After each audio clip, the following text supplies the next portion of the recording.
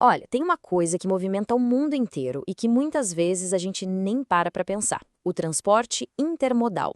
Só que aqui a gente não vai falar só de logística, não. A ideia é entender como essa prática se tornou uma estratégia de negócio super poderosa que pode de verdade mudar o jogo da competitividade de uma empresa. Vamos nessa?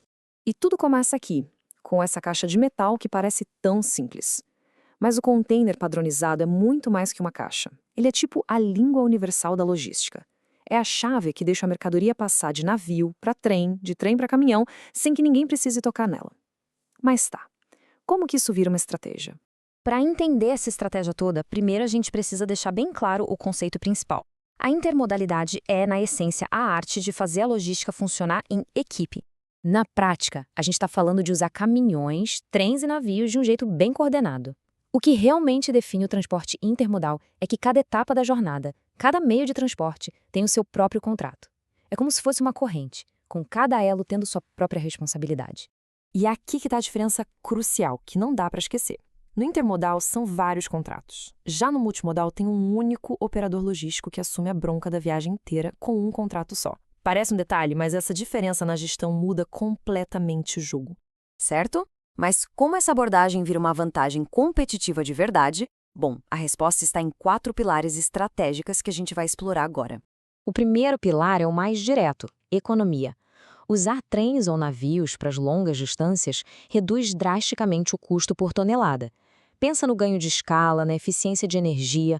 Um trem consome muito menos combustível por quilo transportado do que centenas de caminhões fazendo o mesmíssimo trajeto. O segundo pilar é a sustentabilidade, um fator que hoje em dia é cada vez mais decisivo. A estratégia intermodal permite que as empresas diminuam ativamente a sua pegada de carbono, se alinhando com as práticas de ESG. E a escala desse impacto é surpreendente, como a gente vai ver. Essa citação ilustra o ponto de um jeito brilhante. A gente não está falando de uma melhoria pequena, marginal. É uma mudança de magnitude. Trocar uma centena de caminhões por um único trem é um salto gigantesco em eficiência ambiental. O terceiro pilar é a segurança, e os números são bem claros. O transporte ferroviário e o marítimo têm índices de acidentes, de roubos e de danos à carga muito menores que o transporte rodoviário.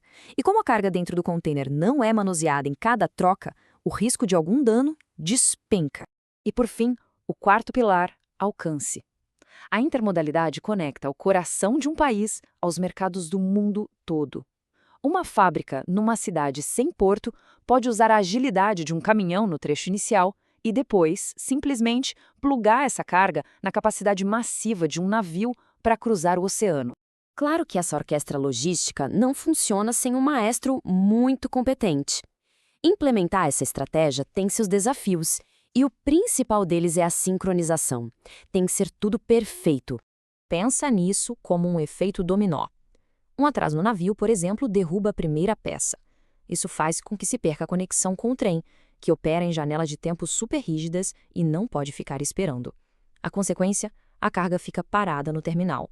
E no final, o que era para ser uma economia vira custo de armazenagem e quebra de planejamento. A precisão aqui é tudo. Para a gente ver como essa integração funciona na prática, superando os desafios, vamos analisar uma peça-chave desse quebra-cabeça: o porto seco. Um porto seco é exatamente o que o nome sugere. Um terminal portuário com todas as funções de alfândega, mas localizado longe da costa, lá no interior do país. A função dele é ser um hub que conecta as áreas de produção aos grandes portos, geralmente por meio das ferrovias. E suas funções são vitais. Ele permite que toda a burocracia de liberação da carga seja feita longe do congestionamento dos portos marítimos, o que agiliza o processo e ainda serve como um ponto de consolidação de cargas. Ele é o elo que faz a conexão ferrovia-porto ser realmente eficiente. Então, quando a gente junta todas essas peças, o que temos de verdade? A conclusão é que o transporte intermodal vai muito além da simples entrega. E essa frase resume perfeitamente a mudança de mentalidade. Não se trata mais de qual é o frete mais barato para levar algo do ponto A ao B.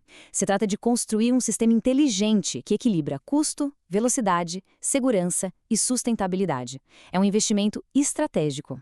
E isso nos leva a uma questão final. A intermodalidade já é um baita salto em inteligência logística. Mas e o que vem a seguir? Como a tecnologia e os dados podem deixar essa orquestra ainda mais afinada? Fica a reflexão. Obrigado por nos acompanhar.